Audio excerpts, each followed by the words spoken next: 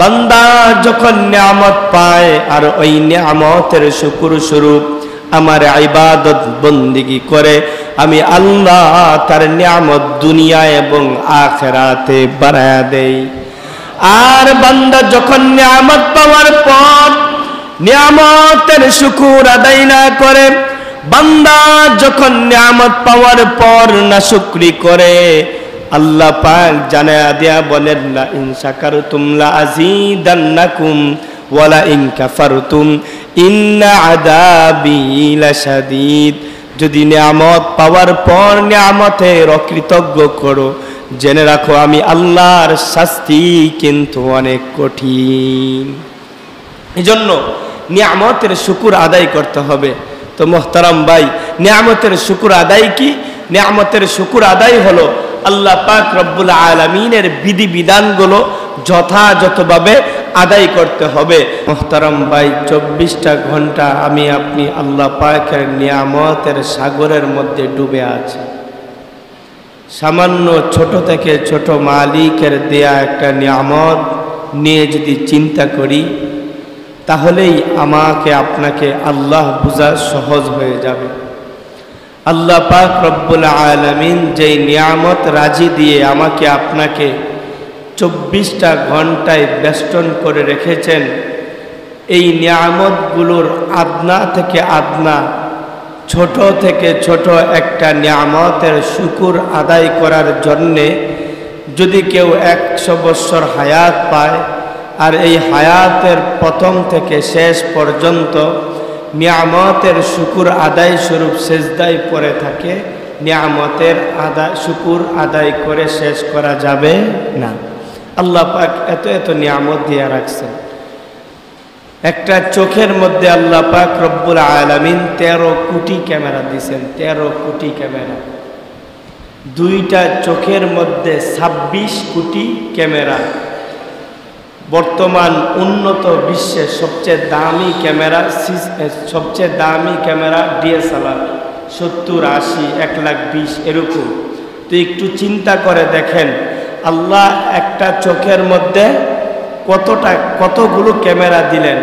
প্রত্যেকটার যদি আল্লাহ পাক টাকা নিতেন, তাহলে আমার আপনার কি অবস্থা হইত? প্রত্যেক সেকেন্ডে সেকেন্ডে আমি আপনি নিঃশ্বাস নিচ্ছি, আল্লাহ পাক কিন্তু ব্যাট বসায় দেন নাই। দুনিয়ার হাইসিয়তে একজন ক্ষমতাধর ব্যক্তি, একজন রাজা বা বাদশাহ বা প্রধানমন্ত্রী যখন একটা ব্রিজ করে, তো টুল বসায় দেয়, ঠিক না? একটা কাজ করলে টুল বসায় দেয়। কিন্তু আল্লাহ পাক যে বিশাল বিশাল নিয়ামতগুলো দিয়া রাখছেন, আল্লাহ যদি প্রত্যেকটা নিয়ামতের জন্যে আডানা করেও যদি নিতেন, আমি আপনি যদি 1000 কোটি টাকার সম্পদওয়ালাও হই, যত বড়ই বড়লোক হই, 1 বছর লাগবে না রাস্তার ভিখারি হইতে। কিন্তু আল্লাহ পাক রব্বুল আলামিন ইহসান করেছেন, মায়া করে এই নিয়ামতগুলো আল্লাহ পাক রব্বুল আলামিন কোনো প্রতিদান ছাড়াই আল্লাহ পাক আমাকে আপনাকে দান করেছেন। পড়ুন আলহামদুলিল্লাহ। তো মোহতারাম ভাই, আল্লাহ এই নিয়ামত আমাকে আপনাকে দেওয়ার পিছনে উদ্দেশ্য আছে, বিনা উদ্দেশ্যে দেন নাই, উদ্দেশ্য আছে। সেই উদ্দেশ্য কি? আল্লাহ পাক পবিত্র কোরআনের মধ্যে ঘোষণা দিয়ে বলেন, ওয়ামা খালাকতুল জিন্না ওয়াল ইনসা ইল্লা লিয়াবুদুন। আল্লাহ পাক রব্বুল আলামিন ঘোষণা দিয়ে বলেন, হে বান্দা, 24টা ঘন্টায় আমি মালিকের নিয়ামতের মধ্যে তুমি বেষ্টিত হয়ে আছো। হে বান্দা, আমি আল্লাহর নিয়ামতের মধ্যে 24টা ঘন্টায় তুমি হাবুডুবু খাইতেছো। আমি আল্লাহ তোমাকে এত এত নিয়ামত দান করলাম এমনিতেই না। আমি আল্লাহ তোমাকে এত এত নিয়ামত দান করেছি আমি আল্লাহ পাকের ইবাদত বন্দেগী করার জন্যে।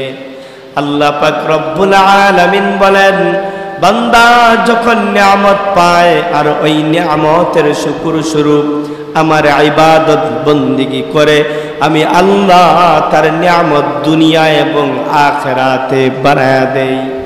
আর বান্দা যখন নিয়ামত পাওয়ার পর নিয়ামতের শুকর আদায় না করে, বান্দা যখন নিয়ামত পাওয়ার পর নাশুকরি করে, আল্লাহ পাক জানায়া দেয়া বলেন, লা ইন শাকারতুম লা আযীদান্নাকুম ওয়া লা ইন কাফারতুম ইন্না আযাবি লাশাদীদ।